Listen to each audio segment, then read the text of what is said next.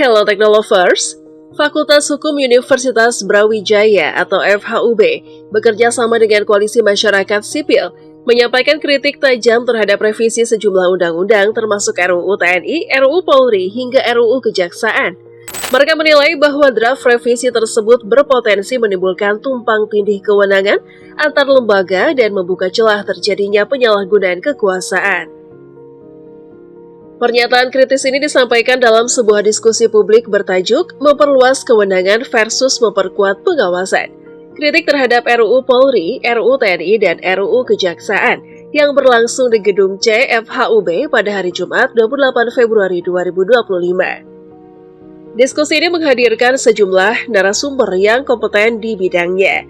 Di antaranya adalah dosen Fakultas Hukum UB M. Ali Safaat, peneliti senior imparsial, sekaligus Ketua Sentra Inisiatif Al-Araf, mantan pimpinan KPK periode 2015 hingga 2019, Saud Situmorang, serta Ketua Perhimpunan Bantuan Hukum dan Hak Asasi Manusia atau PBHI Nasional Julius Ibrani.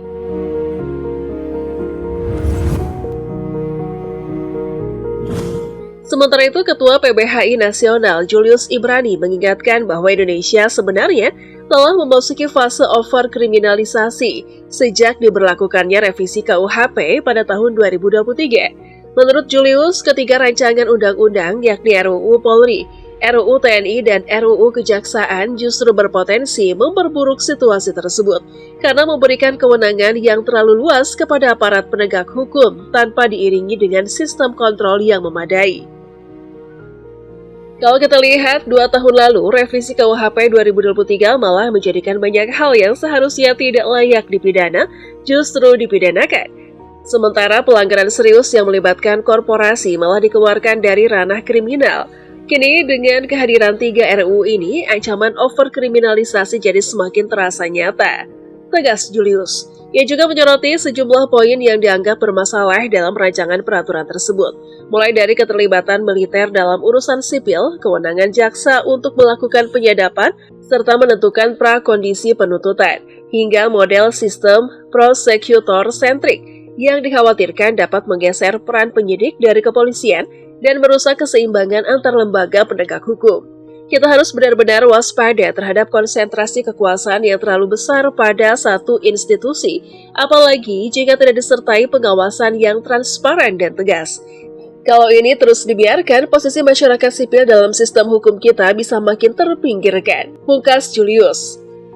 Selanjutnya, mantan pimpinan Komisi Pemberantasan Korupsi atau KPK periode 2015 hingga 2019, Saud Situmorang menyatakan dengan tegas bahwa ketiga rancangan undang-undang tersebut bukanlah jawaban atas ketidakpastian hukum yang masih menjadi persoalan utama di Indonesia.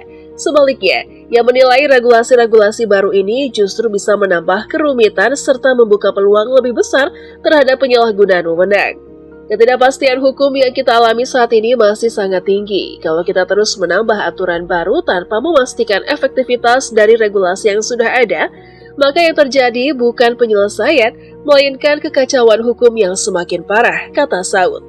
Ia juga mengkritik kecenderungan perubahan undang-undang di Indonesia yang kerap kali dilakukan tanpa disertai kajian akademik yang benar-benar mendalam. Sebagai contoh, ia menyinggung revisi Undang-Undang KPK yang justru malah melemahkan institusi tersebut, serta Undang-Undang Cipta Kerja yang gagal mencapai target penciptaan lapangan kerja sebagaimana dijanjikan. Kita sudah berkali-kali menyaksikan bagaimana kebijakan hukum yang dibuat secara tergesa tanpa perhitungan matang justru berakhir gagal dalam pelaksanaannya. Kalau ketiga RUU ini tidak segera dikaji ulang secara serius, saya khawatir kita akan menghadapi masalah hukum yang jauh lebih besar di masa depan, ujarnya. Penguatan mekanisme pengawasan publik jauh lebih mendesak dibandingkan dengan memperluas kewenangan, seperti yang tertuang dalam RUU Polri dan RUU Kejaksaan, ujar Al-Araf dalam sebuah diskusi daring bertajuk memperluas kewenangan versus memperkuat pengawasan, yang ditayangkan melalui kanal YouTube FHUB Official pada Minggu 16 Maret 2025. Dalam kesempatan itu, Araf dengan tegas menyatakan bahwa ketiga RUU yang tengah dibahas yakni RUU Polri, RUU TNI, dan RUU Kejaksaan seharusnya dievaluasi ulang secara menyeluruh. Ini belum saatnya dibahas oleh DPR tambahnya. Dana kritik yang serupa juga datang dari akademisi Universitas Trisakti, Batara Ibnu Reza, yang menyayangkan absennya gerakan oposisi dalam parlemen terhadap regulasi yang dinilainya sangat krusial ini. Tidak terlihat adanya perlawanan politik dari DPR terhadap keberadaan RUU ini, ucap Batara dalam sebuah forum terpisah. Komisi Nasional Hak Asasi Manusia atau Komnas HAM juga menyampaikan keprihatinannya. Lembaga ini menilai bahwa revisi atas Undang-Undang TNI dan Polri bisa membuka jalan kembalinya praktek duwi fungsi ABRI seperti di masa Orde Baru, yang jelas mengancam kondisi penegakan HAM di Indonesia. Komisioner Pengkajian dan Penelitian Komnas HAM Saurlin P. Siagian menyebut bahwa lembaganya telah melakukan kajian cepat terhadap kedua RUU tersebut, dan hasilnya menunjukkan beberapa poin yang bermasalah. Kami mengusulkan agar 8 pasal dalam RUU Kepolisian serta 5 pasal dalam RUU TNI direvisi atau bahkan dihapus karena bertentangan dengan prinsip-prinsip dasar, perlindungan dan pemajuan HAM, tegas Saurlin dalam keterangan resminya yang dikutip dari Republika pada Minggu 16 Maret. Yang menambahkan, meskipun Komnas HAM mendukung upaya peningkatan kesejahteraan bagi anggota TNI dan Polri, perluasan kewenangan tanpa kajian dan evaluasi yang matang tetap tidak bisa dibenarkan. Semua bentuk penambahan kewenangan harus melalui proses evaluasi atas pelaksanaan undang-undang yang berlaku saat ini. DPR dan pemerintah wajib memiliki pijakan kuat sebelum memutuskan untuk mengesahkan rancangan undang-undang ini, tambahnya. Salah satu poin yang menjadi sorotan utama adalah RUU TNI, terutama pasal 47 dalam draft revisi. Pasal ini dinilai memberi celah bagi militer aktif untuk mengisi posisi-posisi sipil strategis seperti di Kejaksaan Agung maupun Mahkamah Agung. Ini adalah kekeliruan serius. Praktek semacam ini dulu dikenal sebagai istilah duwi fungsi ABRI di masa Orde Baru, tegas Araf, yang menekankan bahwa peran militer seharusnya dibatasi hanya pada urusan pertahanan negara, bukan merambah ke tugas non-militer seperti pemberantasan narkotika atau separatisme. Pandangan Araf ini diperkuat oleh Batara Ibnu Reza yang menilai keterlibatan militer dalam ranah hukum sipil sebagai bentuk penyimpangan. TNI bukanlah aparat penegak hukum. Urusan pemberantasan narkotika itu sudah seharusnya menjadi domain kepolisian, tegasnya lagi. Sementara itu, Ketua PBNU Syafiq Ali memberikan tanggapan kritis terhadap wacana masuknya personil TNI ke lembaga-lembaga hukum seperti Kejaksaan Agung dan Mahkamah Agung. Menurutnya, hal tersebut tidak masuk akal karena latar belakang dan kompetensi militer jelas tidak selaras dengan kebutuhan profesional di bidang hukum. Ini justru merupakan kemunduran dari semangat reformasi 1998, tegasnya. Kritik serupa juga datang dari Yeni Wahid, Direktur Wahid Foundation, yang menyoroti tambahan 16 kementerian atau lembaga yang disebut-sebut bisa diisi oleh prajurit aktif, termasuk diantaranya BNPB, BNPT, hingga Kejaksaan Agung. TNI seharusnya tetap fokus pada tugas utamanya di bidang pertahanan. Bila ada prajurit yang ingin menjabat di instansi sipil, maka sebaiknya mereka mengundurkan diri dari militer dan melepaskan seragamnya, ujar Yeni menegaskan.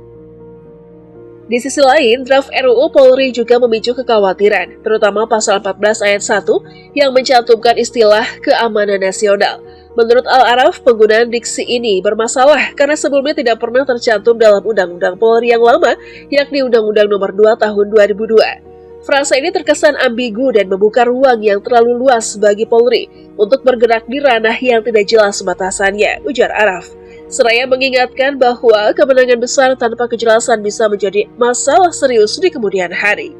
Diskusi ini pun ditutup dengan harapan besar agar pemerintah dan DPR benar-benar berhati-hati dalam menyusun dan membahas peraturan perundang-undangan, apalagi yang berdampak langsung terhadap struktur hukum nasional.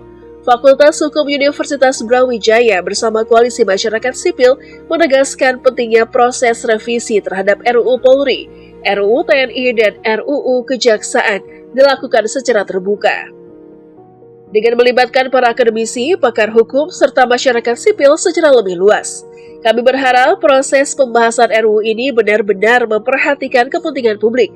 Jangan sampai muncul situasi di mana kekuasaan terkonsentrasi pada satu lembaga tanpa pengawasan yang memadai, karena hal itu sangat beresiko menimbulkan penyalahgunaan wewenang, ujar Dekan FHUB dan Eko Widiarto mengakhiri diskusi.